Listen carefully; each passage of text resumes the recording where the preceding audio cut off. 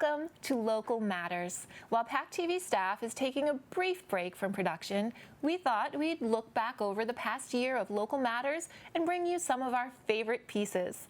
We'll start in Plymouth at the Speedwell Tavern.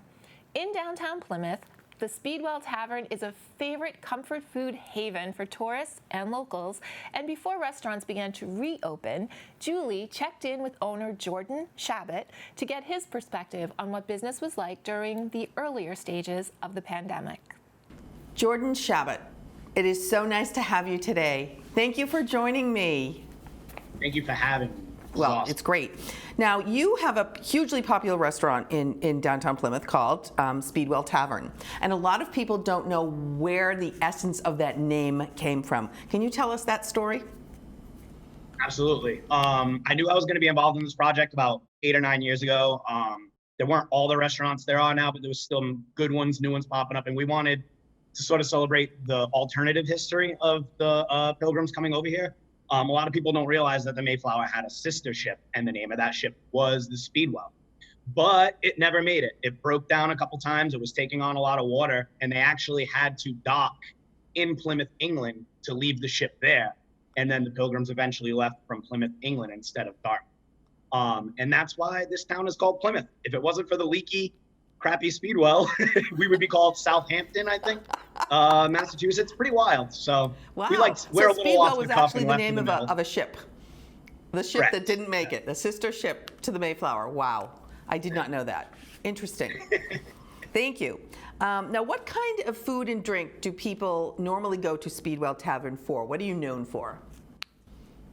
We've been voted South Shore's best wings, I think 5 years in a row now. So we're definitely a chicken wing place. Boneless wings, everything's always fresh. And our burgers are super underrated. It might sound common, but we like to think we do common fare in a high quality, kind of fun way, little alternative. So, And I know your portions are very generous.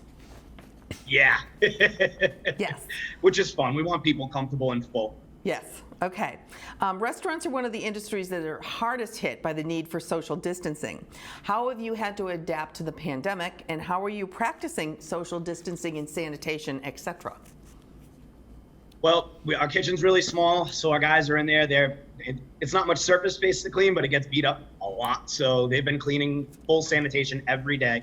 I have one person on the bar wearing a mask, answering the phone, sanitizing pens. It's crazy. And then we have a little takeout area. My dining room is now a waiting room. So we have, the quintessential paint spots on the ground, 6 feet apart, everything, hand sanitizer everywhere you look. Even to-go sanitizer wipes. We're trying to keep it as safe as possible and take advantage of the privilege of being able to at least serve takeout. So. Right. Right, and thank you for doing that. For the restaurants that can do that, it's wonderful. And I know that some simply couldn't. Now, how has your actual business, volume-wise, dollar-wise, been affected, percentage-wise? Well, a large part of our profit is based on our sales of beer and alcohol and liquor. And now that we're not doing that, where our profit margin is almost none. We're breaking even with paying the rent. We keep the lights on, and most importantly, keeping my staff paid. And that's what we really cared about the whole time. But yeah, it's hurt us. We're not making any money. The owners aren't making any money. We're not investing. We're not growing. And we had our best week ever the week before quarantine. So yeah, talk about getting the rug pulled out from underneath. Right. But look at your smiley face. You're actually keeping up with your attitude is just wonderful. Now, you have to purchase a lot of meats for your business. With the meat shortage that's going on, is that affecting even your vendors that are providing you with the food that you prepare for your customers?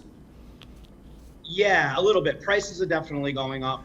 We aren't able to buy the same exact products, so some of our menu items aren't as consistent as we were when we were open before all this, but it's honestly, we've been doing okay. I think because our menu's so simple and we really limited it, we dumbed it down quite a bit. We're only serving about 40% of what we used to. So we've been able to adapt and make it happen. Sometimes we run out of things, but I think, like you said, most people are just thankful that we're open, and Absolutely. They'll kind of take what we got, Right, exactly. And people are really happy to support local businesses. I know anyone who can does. Now, there's dozens of retailers, restaurants, and bars in the downtown Plymouth. How have the business community worked together to support each other? And I know you're a big advocate of that. They're all my favorite drinking buddies, so I have to stay on their good side. But we've all been working together. I mean, we've swapped inventory based on what we're selling. We're trying to stagger our takeout days so we're not all open on the same day, kind of cannibalizing each other. It's just we all check in on each other. We borrow things. Me and Tatum from Craft Beer Cellar have got a promo going on together on Thursdays, which is indefinite until this ban is lifted. So I don't know. We've always had an awesome relationship, but I think you really see when people are contested and they're not doing well, if they're still getting along and pulling for each other instead of it being cut through, it shows the character of all the people down here. Plymouth's the best. I'll say it until my voice goes out. Plymouth's the best. Yeah, it's really an unusually amazing town. It truly Really is. is. Now, what has the response been from your community, from your patrons, from the people that love to go to Speedwell? I've always said Speedwell's functioned and we got a great amount. We're always busy, but we have this core of about 25, 30 people. We have our mug club, these loyal regulars. I don't even like using the word patron or customer. They're guests, so they're family members. Mm-hmm. And they've been here almost every day. We've had one regular, Lauren, she started a GoFundMe for my staff. We've had musicians raise money on Venmo, playing in their homes for my staff because they just miss playing with them. The tips have been exorbitant. They come and bring cookies, they bring T-shirts. They miss us, and we miss them too. And I get emotional even thinking about, we opened this to get to know people and get close to people, and we really did that. These people are part of my family. I wish I could just put them on payroll or something. They just feel like they're really a part of this. It's awesome. That is just so wonderful. And everyone in town that's friends with you on Facebook or social media knows that you do have two families. You have your own family and you have your family of people that work with you. And you actually have a third family, and that's the family of all your customers, clients, patrons, friends that will stick with you through thick or thin, and you stick with them. And again, that's what makes Plymouth character so great. And as things slowly open up, as the governor slowly allows things to begin to open again, what kind of plans are you making to be able to, until there is a vaccine or a cure for COVID-19, knowing the new reality will not be exactly the same as it has been in the past, what plans are you making to try to adjust to that? Well, we've already done a lot of that because we are getting people in the building. We're making sure the kitchen is sanitary and my staff is up to date. We've all taken a training, which is free on servesafe.com for anybody out there that like to be up to speed with COVID food handling. But other than that, we're just kind of waiting on what the parameters are going to be. We've heard some rumors here and there. It's still not going to be profitable or a functional way for this business to operate, but it's something. It's a move in the right direction. And, even if we don't make money, at least it's a good way to start flexing that muscle. So when we are back to fully open, we're doing it as safe, careful, and the way it should be done. Right. So we're going to take advantage of it. We're waiting for Governor Baker to give us the green light and give us sort of a timetable and what the rules are going to be. And we'll move forward with that. But until then, sanitize, wash your hands, sanitize, wash your hands. Yeah, wear your mask, where's your mask? Yeah, right.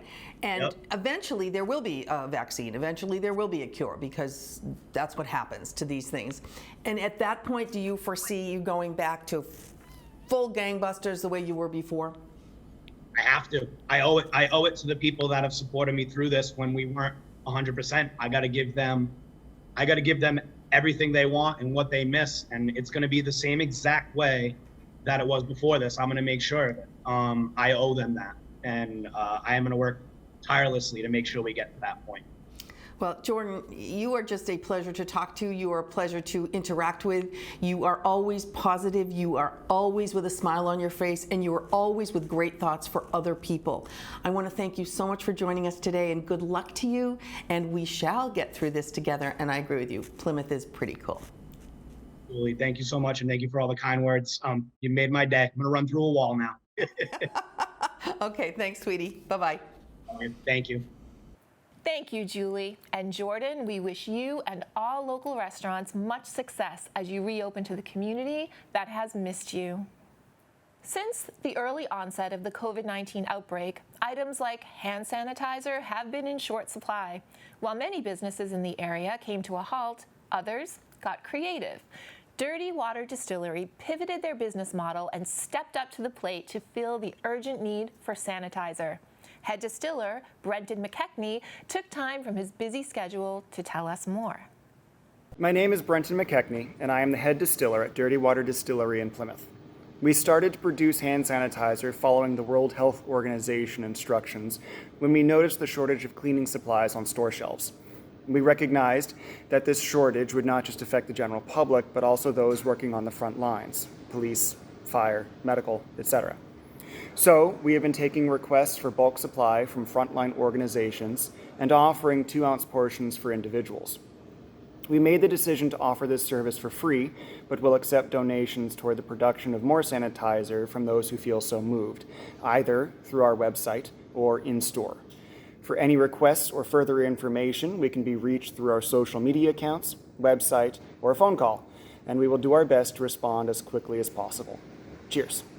Dirty Water is still providing 2-ounce fills for free per individual walk-in. Just make sure you bring your own container. If you are an organization who needs a larger amount, contact info@dirtywaterdistillery.com. Although the sanitizer is free, Dirty Water Distillery accepts donations. This past April marked the 7th anniversary of the Boston Marathon bombing. Artist Franklin Marvel, founder of the More Love is Okay movement, sat down with us to talk about how the tragic events of 2013 inspired him to make a positive difference. Franklin Marvel is a local artist, graphic designer, and social activist. A native of São Tomé, Venezuela, his exuberant art is informed and inspired by both his homeland and his community here in Massachusetts. Franklin has started a movement with a message and spoke to the local scene about how the tragedy of the Boston bombing motivated him to use his art to create a message of hope.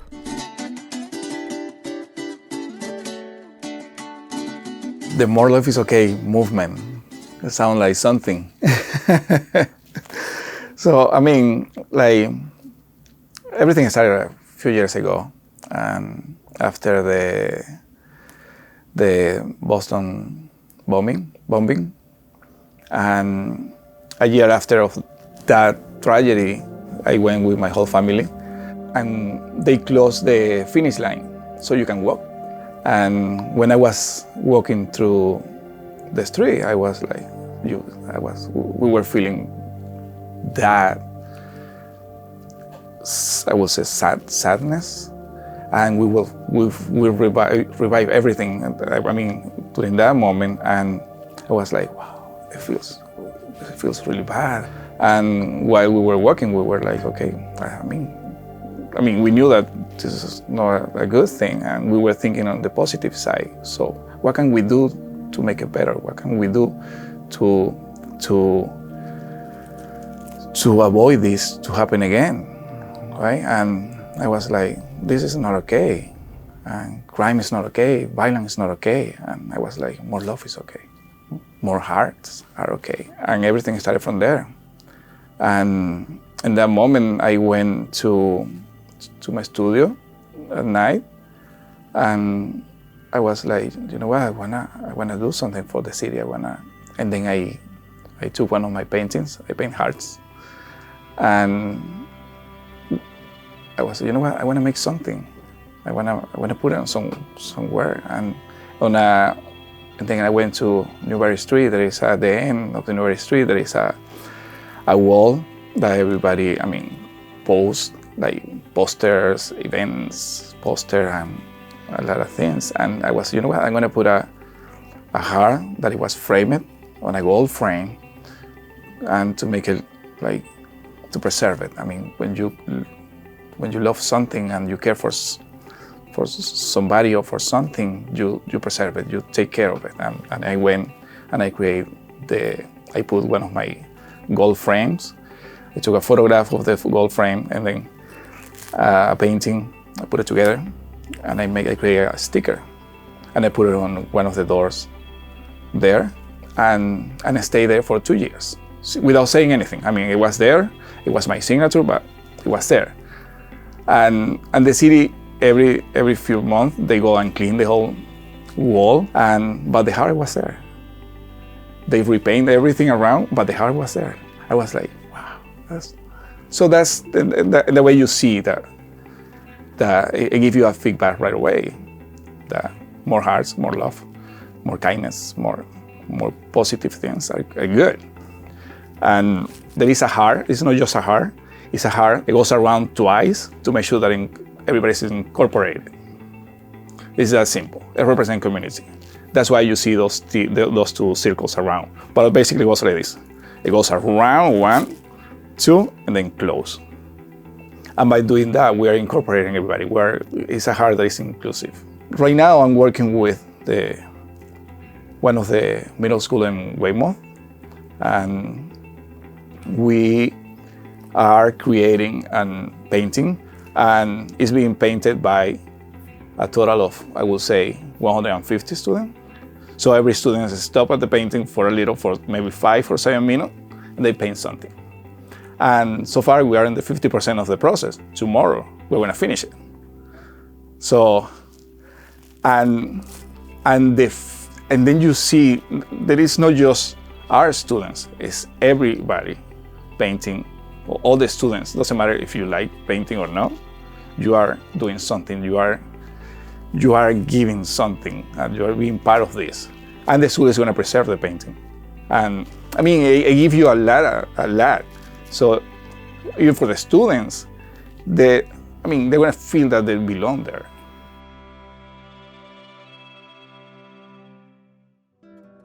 Franklin's commitment to using art to build community and raise social consciousness travels across continents, from collaborative projects in Massachusetts to his native Venezuela, a country which has endured great suffering. What was first is the question. Me being an artist or being socially conscious? I will say that I was an artist and that I was exposed to a lot of situations and cities and people.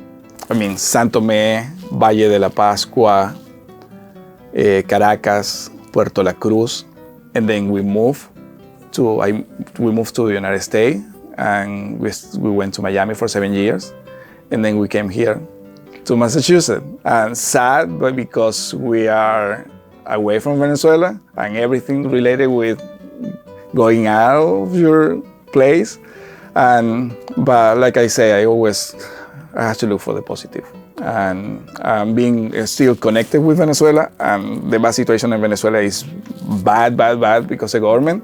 And I'm an activist. I have to speak. If you want me to tell you exactly what is happening in Venezuela, I'm gonna say it.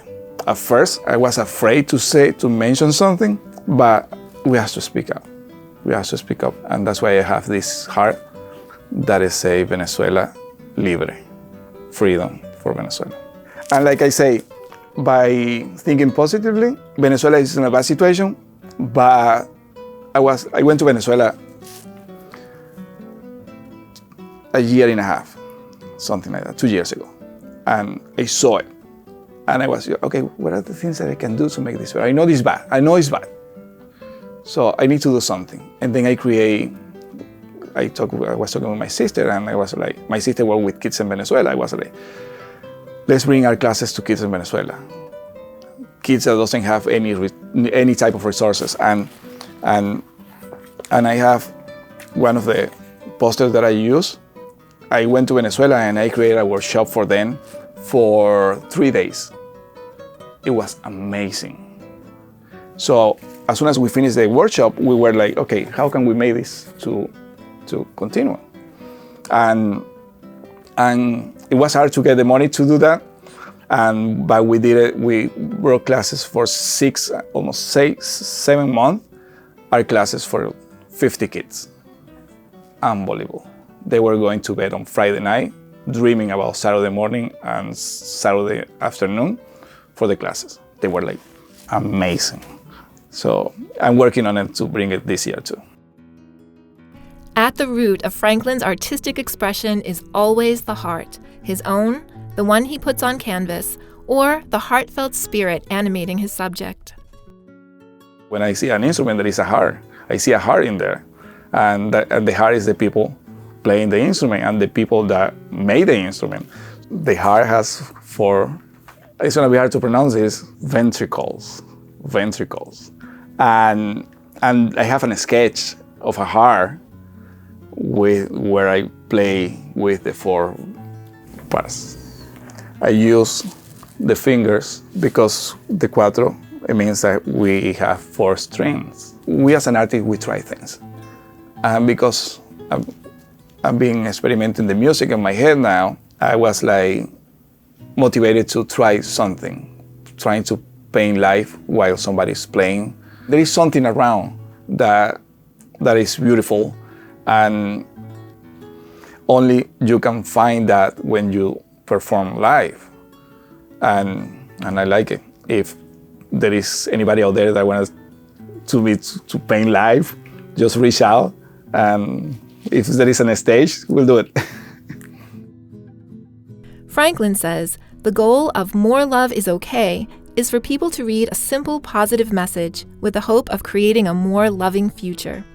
To contact Franklin or learn more about where to see his work, visit franklinmarvel.com.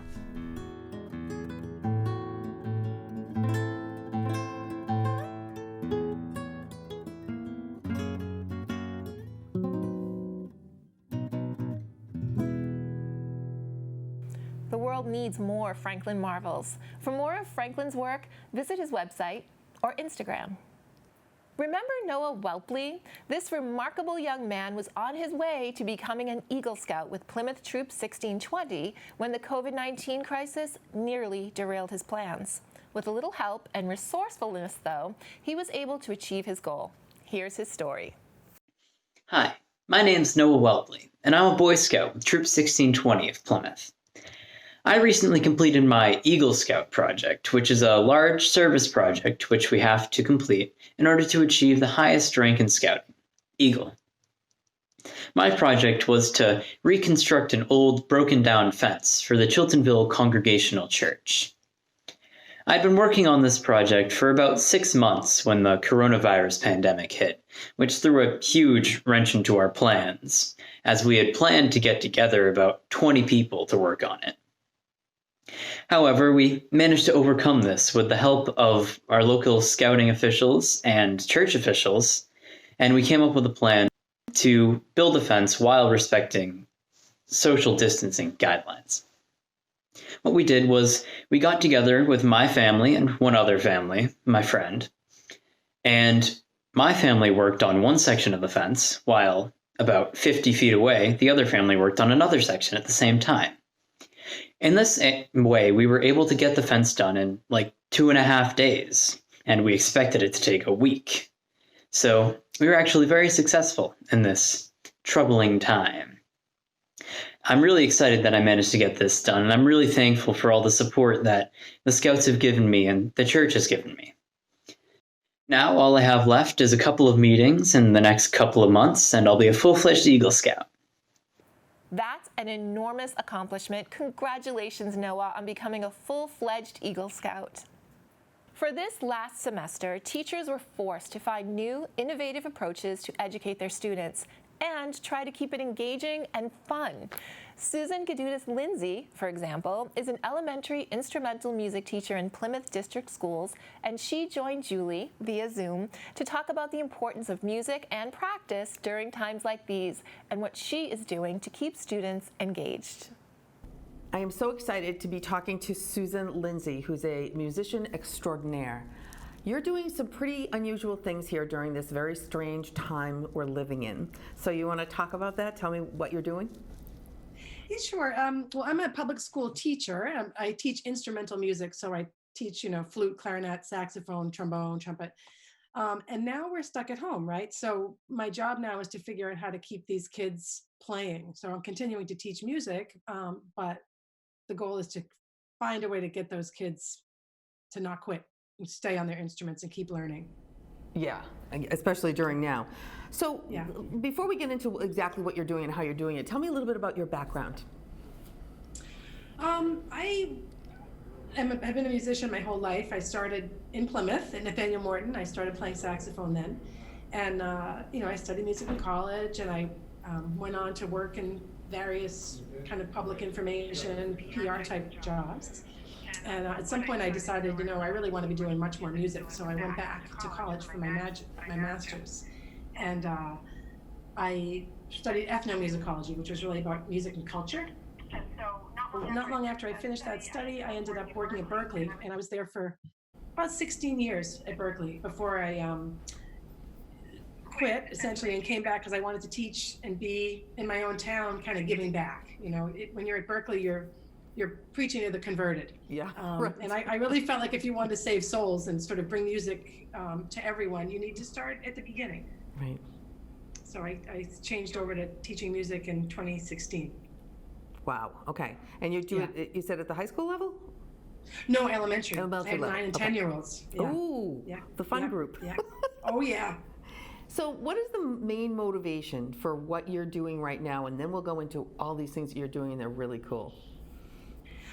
Well, what I'm trying to do with the kids at home is to really get them to have fun with their music. So it's not about like continuing the study, it's really about helping them to, keep on playing, keep on having fun, keep exploring their instruments at home, and use that as something that they can do to pass the time that's enjoyable and not high pressure. So that's really like the underlying goal of everything I'm doing is, how can you bring joy into your family by playing music? Right. Right. So let's talk about the different videos that you're putting together and that you're putting out there for parents of all students anywhere to enjoy and to help their kids with their music lessons.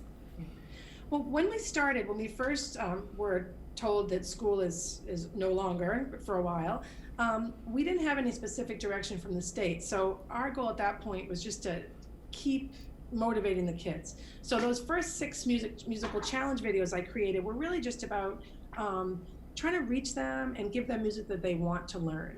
When we're in the classroom, they're learning specific exercises and books, but they all really want to learn how to play Jaws, and they really want to learn how to play Happy Birthday, and they love the songs they hear on the radio. So that seemed to me to be the biggest motivator, is giving them the stuff that they really want to play as a way to keep them engaged while they're home. Yeah. Now, I know the schools have come out with different criteria for the parents to do for homeschooling. Do they include the arts and the music in that, or do they leave those out? They do.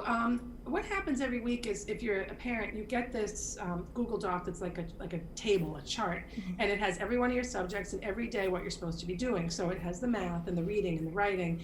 And as you scroll down, that's where all your specialists are. So there's an activity in gym every week. There's an activity in art. There's the classroom music. In 4th and 5th grade, they're also studying instruments. So there's a line at the bottom for what you're supposed to be doing to continue your studies. You click your little link, it brings you to my online classroom, and that's where we give you your assignment for the week, which so far all we've done is say, work on something, pick whatever you like, and send us a video.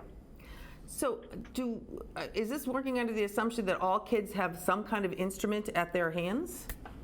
Well, I have a subset of the kids, because the instrumental music is a voluntary program. So, I teach at 3 schools, and I have about 150 students who are learning, again, flute, clarinet, saxophone, trumpet, trombone, and percussion.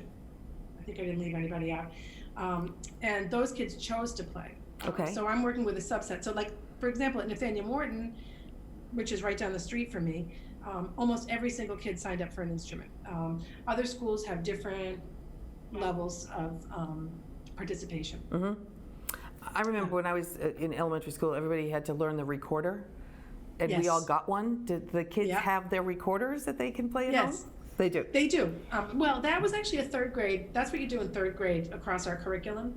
And I start with the kids at 4th and 5th grade. So theoretically, at that point, they would have learned how to play a wind instrument, which is the recorder. And at a lot of schools, they've also learned the ukulele. So it's amazing. Amazing. Right. So Good when they for hit them. 4th grade, then they have that choice of taking another instrument. Now, some kids rent the instruments, and then as a department, we have, I don't know, a couple hundred instruments that have been donated to the schools that for students who demonstrate need, who want to play an instrument but maybe don't have the means to pay for renting or buying an instrument. They can borrow one from us and as well. So it's really levels the playing field. That's wonderful. Now, is there any way that you can get the kids to play together? like on a Zoom or a platform like this? That is tricky because it turns out that there's a delay in Zoom. right. So you cannot, I mean, everybody's tried, but you cannot get it to be exactly in time. We're still trying to figure it out. But I think the best bet in that situation, and we're going to try to work it out, where you play a duet with a friend and you play along with they send you a video, you play along with the video while you're making a video of yourself. And then you've got your duet there. But doing it live, right now the technology just doesn't exist to do it like literally right on exactly the same time. Yeah. Well, good thought anyway. How is this being received by parents? They must be so grateful to you. There's a mix. The kids who are already motivated and who love music the most, those kids they were right in there right away, posting videos. As soon as they knew there was a Facebook, they were up there. There are other parents who were just really overwhelmed. I had a story, a couple weeks ago, and all of a sudden now school's going to be mandatory, right? We started that last week. I sent out a message, and my first sentence was like, now it's required, and you have to do this, and then I went on with all the ways you can link in and what you can do. Yep. And almost immediately, I got a message from a parent that said, you know what, I can't deal with it. I'm working full time. I'm managing a doctor's office. Yeah. He's home by himself all day. How do I turn the instrument in? Yeah. And it really kind of broke my heart. I went out and I was in the yard doing some yard work, and I thought about her, and I thought, you know what? She doesn't need to hear required. She needs to hear fun and love and caring and compassion. Right. So I sent a message back then to all the same parents, and I said, you know something? This is a really hard time. This is impossible. Just do what you can do. As long as you do something, I'm so happy, and a house with music is a happier house. So do whatever you can do. I've never had so many responses to my emails in the entire time I've taught, because people are overwhelmed. Yeah. It is so hard to teach your own kids. Right. And so especially for parents who didn't sign up for this. There's lots of parents who chose to homeschool. We know one of those. She's standing right near you somewhere. Yes, Elizabeth. But for the parents who didn't choose that, it's so overwhelming. And it's so hard. And so they need to know that, that the teachers care, and that we get it. Right. And music is it's not like math or reading where everybody would have done that in school. It's, either you were interested in music or you weren't, or you have an acumen for it or you don't. So I understand why it must be very frustrating to some parents, but it also must be very soothing to the students who love music. Well, I think so, and I think there's something about playing music and singing. You're breathing deeply, and you're exhaling in a deliberate way. That's so good for you and your whole body, and for your mind and your soul. And so there's this piece of playing music that, if they can keep doing that at home, it has to have an effect somewhere. Yeah, and there's something about the rhythm of music that's very, very, very calming, which is really nice. Now talk about writing. Do you write music? I mean, what is that? Well, my other thing I do is actual writing, like words. Writing. Yep. Writing. Not writing music. I wrote a book I guess it was 10 years ago now, but it was a cultural study of Irish music in Boston. And what that book was really about was about how music helped new immigrants find their place and establish their place in this new country.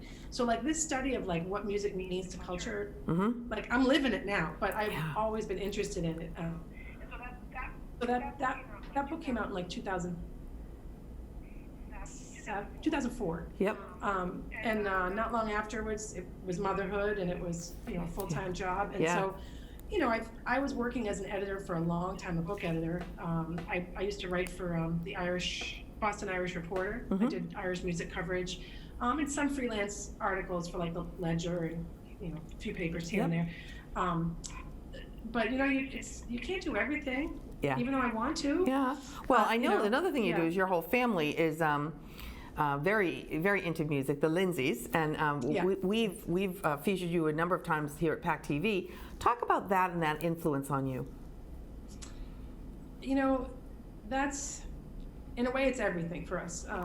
It's my husband and I met through music. He's from Ireland, and one of the things about Irish music that appealed to me so much right from the beginning was the way that music is just a part of life. It's not on a stage, it's not far away from you, it's not done by a star. it's done by everybody. Right. Like it's music, that's a place where, you know, everybody can sing and nobody says, oh, you don't have a very good voice. Right. I might say that, but most people don't. You know, if you have a song that you know, people ask you for it, whether your voice is beautiful or whether it isn't. Yeah. And that's really kind of, you know, experiencing that musical culture in Ireland is what really was super formative for me in my entire philosophy about music and how I teach it and the way I talk to the children, the way I encourage them. You know, I don't know that there's any bad sound. I mean, there is a bad sound, but I mean, any sound that you utter from your heart can't be a bad sound. Right. Oh, absolutely. Yeah, yeah. What advice would you give to parents right now, and to students, if you had to give them, you know, one sentence of what they can do with music during this really odd time in our lives? I always encourage people to just make music and make it freely without judging themselves, and never say, oh, that wasn't very good, or, you know, just let yourself make music. And particularly for parents who have kids at home who don't want to practice, guess what? Even musicians don't always want to practice. So, you know, it's just like exercise. You know, we all know we should do it. Yep. Some of us do really well at it, and some of us think don't. about it. Yeah. And so you have to kind of, you know, you just have to start. And I never wanted to practice, and you know, my dad loved to tell that story about how I would never want to practice, and he would make me do it, and I would get mad, and I'd stomp up the stairs, and next thing I'd come down, like, you know, I don't know, 2 hours later, because I'd been playing for 2 hours. So you know, I think the key is just to start and to set the bar very low and be very realistic. You know, just play for 5 minutes. Right. Just take a few long breaths into your instrument, play the longest notes you can play, and if you feel after that you don't want to do it, okay, fine, put it away, do something else. Yep. Pick it up the next day. But just anything is good thing. Now, how can that's good English, isn't it? Yeah, really good. Yeah. Now, do you do anything with singing too? Do you? I mean, this because singing is such a big part of music, also. My husband's a singer, and it took me a lot of years of us playing together for me to start venturing toward the microphone to do harmonies. Yep. And you know, so that idea of people judging themselves musically is a personal journey for me. You know, it took me a long time to be able to sing into a microphone and to not think I sounded horrible. And it took me a lot of like fishing for compliments from people I trust, like, is that really okay? Was I in tune? Was that all right? And it took me a lot of time to get sort of the vote of people I trusted before I really let myself sing. So now I mostly sing harmonies, and I have a couple of songs that I sing by myself, but mostly I'm the backup singer. Very good. Yeah. Well, I've heard you, and you're excellent. You're absolutely excellent. So Not as good as my husband, but you know. Well, yeah, he's pretty good too. So how can people see some of these videos? Do you have a website that they go to, or how are they distributed? Well, there's there's my Facebook, which my YouTube channel is really the most public one. So if you look up Susan Lindsay on YouTube, there's a whole bunch of Susan Lindsay, so you've got to find the right one. I'm the one who has a flute and a saxophone sitting on a chair on a cliff. Yeah. Giving it away. So that's the best place to look. Okay. Yeah. And these videos right now are free to anyone? That anyone can watch them, look at them, learn from them? Yeah, they're free to anyone, and you can also follow Mrs. Lindsay Band Room on Facebook. I think that's probably the best way. Mrs. Lindsay Band Room on Facebook, or Mrs. Lindsay's Music on Instagram. I'm posting, as I create new videos, we're posting them there. That's great. That's wonderful. Well, I don't know what to say, Susan Lindsay, besides spreading music, and the word of music is just wonderful right now. We all need it. And I'm sure you are making a lot of parents happy that you're doing this, because a lot of kids get a lot of joy out of music. So I'd like to thank you so much for joining us, and I'm sure we will talk to you again. All right, thanks for having me. I really appreciate it. Thank you. A shout out to Sue and all the teachers that have worked so hard to ensure their students continue to receive the education they deserve. Thank you for all that you do. Artists and musicians have been a huge part of sustaining our spirits during this time.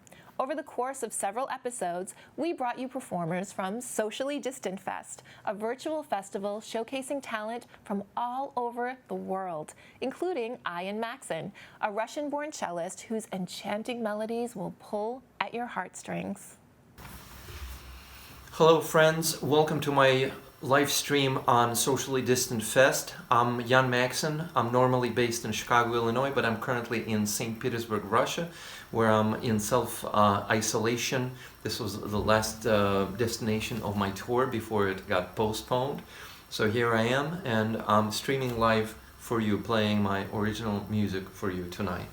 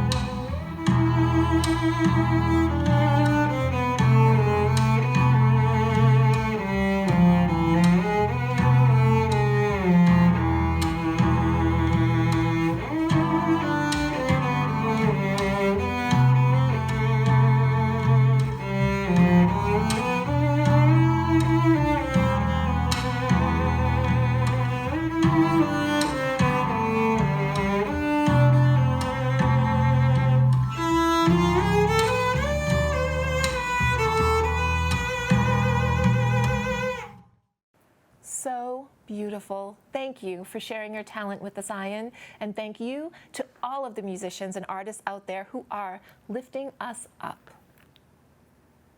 This year, we rolled out a new segment called Apps Untapped, where Erica and Tiff provide tips and advice on apps that can help you in your everyday life. Here's everything you need to know about relaxation apps. Hi there, Tiff here. On our new platform, Apps Untapped, we're going to be chatting about all the different applications that you can use in your daily life to help better yourself. All of these apps are readily available in the App Store on your smart device. The first category we're diving into is the relaxation apps. I'm basically learning along with you because I don't really know a lot about relaxation apps, or relaxation for that matter, but I did do some research and I wanted to share it with y'all. Before we get started, I need to put out a disclaimer. I'm not a mental health professional, don't even play one on TV. If you really feel like you're stressed out or your anxiety is getting the better of you, you should probably talk to someone who's licensed to help you. But right now, this is just tips from one friend to another. I'm going to go over two apps today, Shine and Headspace. These apps have a free version that you can download from your app store, and free is always good. We're gonna tackle Shine first. So what you're gonna notice is that when you open up the page, it gives you a daily shine. This is sort of like a mantra for your day, something to aspire to and keep your mind focused on. At the bottom, you'll see three main sections. Today, which we already covered, library and discuss. The free library gives you a variety of categories for meditation and mindfulness. We'll talk a little bit more about that later, but just know that if you have kids or parents that keep asking you why you're not married, you're gonna wanna hop on that. Next to the library, there's a discuss option, which gives you the topic of the day that you can write about. You'll also have a chance to read about what other people have to say about the topic. It's basically the same way Facebook works. You can like and react to other people's thoughts, but sorry, there's no cat gifs. Now that we know about how the app is set up, let's get really into it. There's a lot to like about this app. Let's talk more about the Daily Shine. When you open this section, it gives you today's and past shines. Today's daily shine is, your feelings are valid, but they don't control you. I really like this because it gives me something to think about for the day. Here you'll also be able to check in. It will prompt you with questions. Aside from the daily shine and check-in, the app has other ways to show you it cares. Shine sends you a notification through the day, just little notes to see how you're doing. It kind of feels like a warm hug from a friend, but for your phone. Like I said before, the library is free and offers an array of options for meditation and mindfulness. You'll see there are quick hitters. These include mindset, midday mood, and evening vibes. At the top, you'll notice categories too: stress and anxiety, sleep. I found the sleep category particularly helpful. Sometimes it's easy to get those looping thoughts before bed. Is my partner mad at me? Am I gonna have a nervous breakdown at work tomorrow? How do they get the mood inside of a Milky Way? This helps you focus on something else that's not Facebook or Instagram. It basically gives your brain a break. Now let's play with the discuss section. This gives you a prompt to write about. You can also see other people's posts as well. This is a great way to connect with others, and it's completely anonymous, so you don't have to worry about your privacy being violated. It's really easy to feel disconnected right now. It's kind of nice to see other people going through the same things that you are, so you don't feel so alone. I think we could all use a little human connection right now. All right, let's move on to Headspace. When you open up Headspace, you get this cute little sun that greets you before you get to the home page. There's the Wake Up, which is a daily tip for making your life easier. There's also a daily meditation, which they refer to as today's Headspace. There's also a meditation class and a community story, similar to the discussion page we had on Shine. And on the bottom, you'll see a section for sleep, move, and explore. FYI, the Move tab costs money, but don't worry, there are other free options available. As part of the homepage, you'll notice there's something called the Wake Up, which gives you a video with a daily tip to make your life a little easier. Today's Wake Up is caring for our minds during the healthcare crisis, which is pretty relatable at this point because we're all kind of reeling from what's going on. So they have an expert here to kind of teach you relaxation tips, to talk about any kind of issues you might be having, and to discuss ways we can get through it together. The sleep section is pretty rad. There are sleep casts, which are basically bedtime stories for adults, like someone is sitting by your bed reading you a soothing tale. That's not a creepy visual, is it? Anyway, there's also wind downs, which are meditations to relax your body before you hit the hay. You can even pick whether you want a male or a female voice. I mean, who couldn't use this? Does anybody sleep anymore? The Explore section has a diverse set of tools for your metaphorical toolbox. One of the features you may like is called Weathering the Storm, which has great meditation and mindfulness techniques to support you during a crisis. In particular, the SOS meditation sessions help you while your mind and body are going through distress. So that's all I have for you today. Hope this gave you some resources to slip into your back pocket when you need them. This has been Apps Untapped. It's been great chatting with you. Until next time, be well. Thank you. I feel more relaxed already. Now on to cooking, which can be as easy or as complicated as you make it. In Craft Foodery, another new segment, Max Berger shows you how to make it easy, healthy, and on a budget.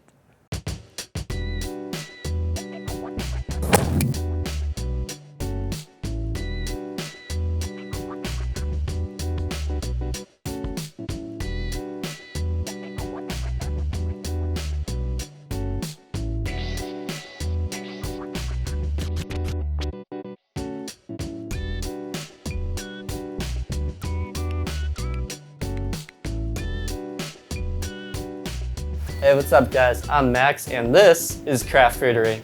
Making good and healthy food can seem like a lot of work, but cooking can be as easy or as complicated as you make it.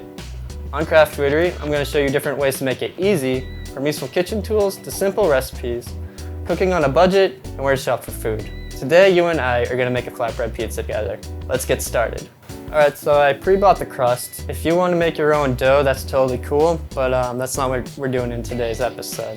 So I bought this crust for about $5, and that is 2 pre-made crusts. So this is it right here. We'll get this out of the way.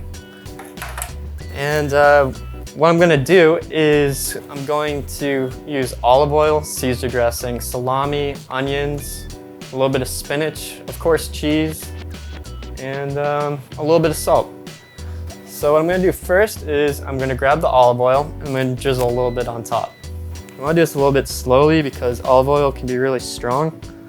If you do too much, then it could kind of ruin your pizza. I'm just going to kind of rub this olive oil in here. Use a little bit of salt. Alright, so we've put the olive oil on. Now we're going to put the Caesar dressing on. Now you can use anything for this, whether you want to use like tomato sauce. I just in today's video want to use Caesar dressing, so that's the type of spread I want to use, and that's what we're going to use. So now we're going to put our cheese on. Just try to spread it evenly on this pizza. You want to get cheese everywhere. And now we're going to cut the onion. You want to make sure you have your fingers curled up when you're cutting. Don't want to cut any fingers off.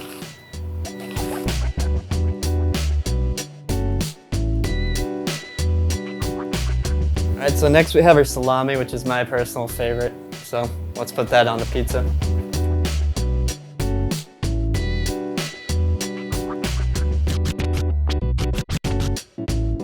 All right, so now that we've finished putting our toppings on the pizza, we're gonna put it in the oven. I preheat the oven to 425 degrees, and you're gonna let it cook for 10 to 12 minutes, depending on how much crust you want.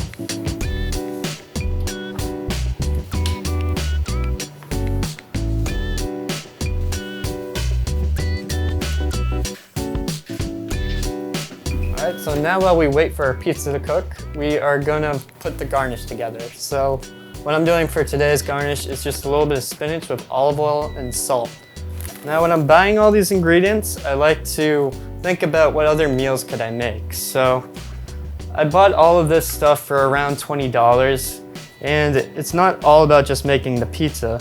You can also use it for salads or sandwiches or whatever you can come up with. Because when I'm shopping, I like to think of different ideas of like, what could I use for the next meal and how can I save money? So buying things like pasta, for example, that's great because you can use pasta for just about anything. You can make a lot super easily. And that's kind of how I approach grocery shopping. All right, our pizza's ready to take out, so let's do it. All right, our pizza's looking pretty good. I'm just gonna garnish it with a little bit of spinach and then we'll cut it up and eat.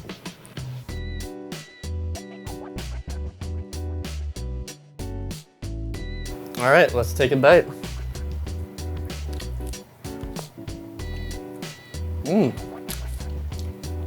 Pretty good. All right, so that's how you make a flatbread pizza. We'll see you next time on Craft Foodery.